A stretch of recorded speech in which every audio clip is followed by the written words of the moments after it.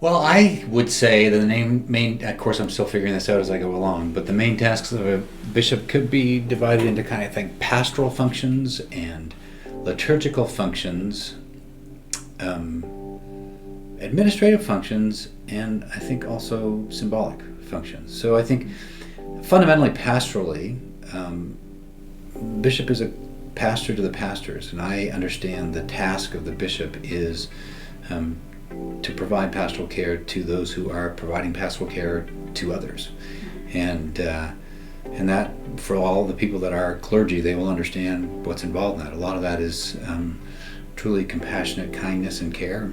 Sometimes it's, we might do that a little differently. That might be more helpful. And obviously sometimes, and sadly enough in our world, it does involve discipline. But primarily it is having a pastor's heart for the people that actually already also have a pastor's heart. So I think that's pastorally, I think, what the task of the bishop is. I think liturgically there's some things that we do that nobody else does, such as confirmations and ordinations, for example, and things like that. And that's certainly part of what I do when I visit churches, is primarily confirmations, but also from time to time ordinations, although I haven't done ordinations yet.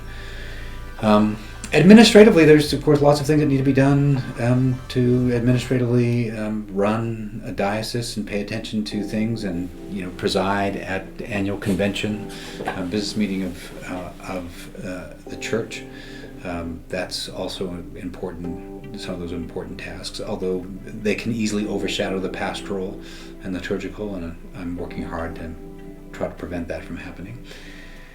And I think symbolically, however, there's a really important task of the bishop, which is to symbolically represent a connection to the wider church, the larger church, to help people understand that when you are there, that you're sort of symbolically connecting them to other congregations within your own diocese, but also other congregations within our own province and worldwide communion. I think historically in the life of the church, the bishop has been, when it's at its best, a symbol of the unity of the church. And so I think that those are among the most important things.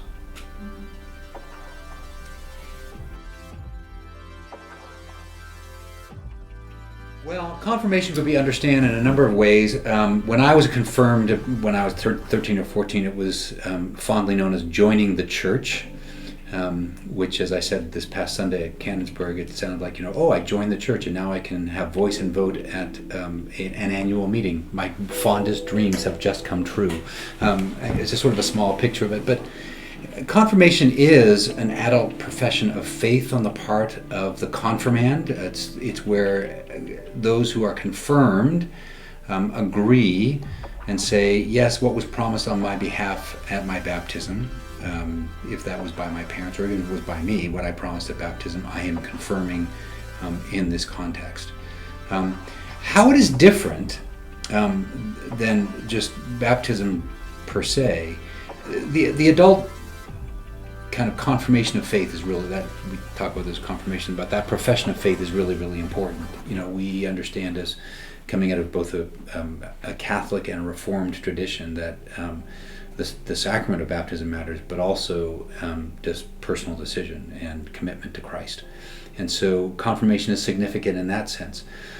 But it's also significant in that the bishop, again, as a symbol of the wider church, not just sort of the individual congregation, but the wider church, lays his hands on the confirmand and prays for the infilling of the Holy Spirit. I had a great experience with a friend of mine who had been baptized as an adult in her congregation. And I said to her, well, that's fantastic. I'm very excited. Did anybody lay hands on you to receive the Holy Spirit? She said, well, no. And I said, well, what a shame.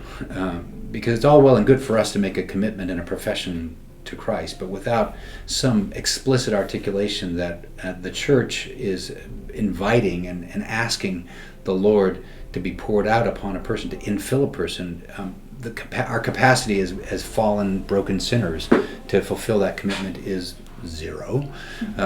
And that is why there is a laying on of hands, because in the New Testament the laying on of hands is always for the impartation of the Holy Spirit. And so That's what that's about. And so that's how it differs from baptism, is it's always expressly adult.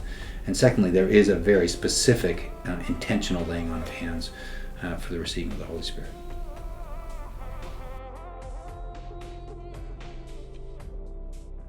Well, first of all, I have no objections to candy, nor do I have objections to fancy dress or getting dressed up.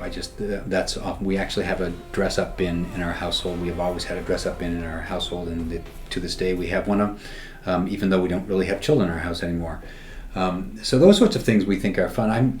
I've never been a huge fan of celebrating fear and death, and so I don't. Last year when it was Halloween, I was taking a walk. I often walk in the morning as I pray, and there was a block that I was walking through in Chicago that I actually avoided because it was just too gruesome. I really don't need to see death. So when we were growing up, we didn't really take our kids trick or treating. We would often do something special on Halloween. We didn't go trick or treating. One of my daughters was talking to friends of hers now as an adult, and they said, "You never went trick or treating? How did you survive childhood?" And her response was, I didn't particularly miss it. We always did something fun together as a family on Halloween, and sometimes dressed up, but we didn't actually go trick or treating. So I